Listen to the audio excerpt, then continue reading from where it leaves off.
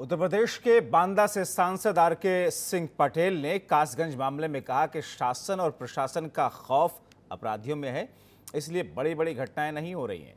पहले की सरकार में पुलिस वालों को अपराधी मार देते थे, अब की सरकार में अपराधियों में डर है। विकास दुबे नहीं बख्शा गया था, ऐसे में कासगंज कांड का आरोपी भी नहीं बख्शा जाएगा।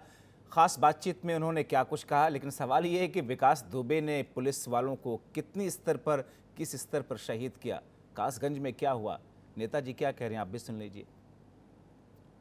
कासगंज का मामला बड़ा मामला बन चुका है क्योंकि इस मामले में विपक्ष ने सीधे तौर पर सत्ता पक्ष पर धावा बोल दिया और वो कहते हुए नजर आ रहे हैं कि आखिर जब पुलिस वाले ही सुरक्षित नहीं हैं तो जनता क्या सुरक्षित होगी। मुझे लगता है इस पर ज्यादा बातचीत हमें बीजेपी के वरिष्ठ नेता और वर्तमान में बांदा से सांसद आर.के. सिंह पटेल से कर लेनी चाहिए, जो इस वक्त मेरे साथ मौजूद भी और सुन भी लेते हैं बड़े इन शॉर्ट तरीके से कि पटेल साहब क्या कहे कि आप संजय सिंह को तो आप जानते ही होंगे, प्रभारी भी है, राज्यसभा सांसद भी है, और ऐसे में वो कह रहे हैं कि आप जब आप प्रशासन को नहीं संभाल पा रहे हैं, इस तरीके की कार्रवाई प्रशासन के साथ हो रही है, आरोपियों में डर नहीं है, अपराधियों में डर नहीं है, तो जनता कहाँ से सुरक्षित होगी।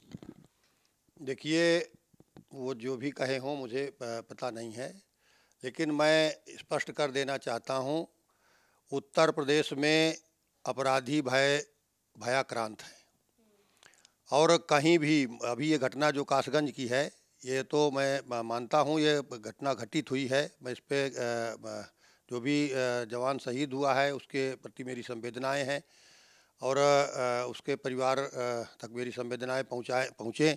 विपक्ष पूछ रहा है और ये सवाल मुझे लगता है हमें भी आपसे पूछ लेना चाहिए, क्या स्थिति ऐसी बन जाए कि जो स्थिति बिकरू कांड में विकास दुबे के साथ हुई, क्या इसी तरीके का कुछ एक्शन प्लान नजर आएगा? देखिए, सरकार हमारी सख्त है इस मामले में और निश्चित तौर पर ऐसे माफियाओं को, ऐसे अराजक तत्वों को जिनकी जगह या तो जेल है या तो ऊपर है, उनको भेजने का काम माननीय मुख्यमंत्री जी योगी जी लगातार कर रहे हैं और निश्चित तौर पर इस घटना में भी वो संज्ञान लेंगे और संज्ञान लेकर के कड़ी कार्रवाई करेंगे। अभी देखा जाए तो एक आरोपी को मुठभेड़ में जो है मार गिराया है, दूसरा आरोपी जो कि मेन आरोपी है, जिसके ऊपर 11 से ज्यादा आपराधिक मामले दर्ज, हिस्ट्री शीटर भी उसे कहा जा रहा है, वो अभी भी फरार। और ऐसे में एक सिपाही की जान चली गई है, दूसरे सिपाही को भाला मारकर घायल कर दिया गया है। और वही सवाल है कि जिस तरीके से विकास दुबे के साथ हुआ था, जो पूरा सर्कमस्टांसेस नजर आए थे, जिस तरीके से गाड़ियां पलटी थी, क्या ऐसे ही हालातों में कुछ ऐसा एक्शन मोड होगा? ये दरअसल विपक्ष एक व्यंग भी मार रहा है आप लोगों के ऊपर। देखिए, जो भी उसमें फरार हुए हैं, जो भगे हैं, जो दोषी हैं, जो उसमें इन्वॉल्व हैं, जिनके खिलाफ आपराधिक मुकदमे हैं, उनको बख्शा नहीं जाएगा।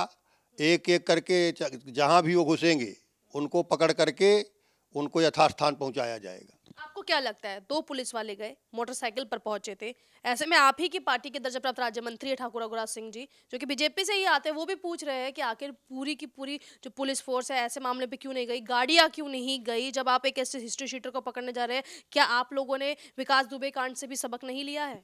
देखिए, अगर कहीं चूक हुई होगी तो निश्चित तौर पर उसकी जांच होगी।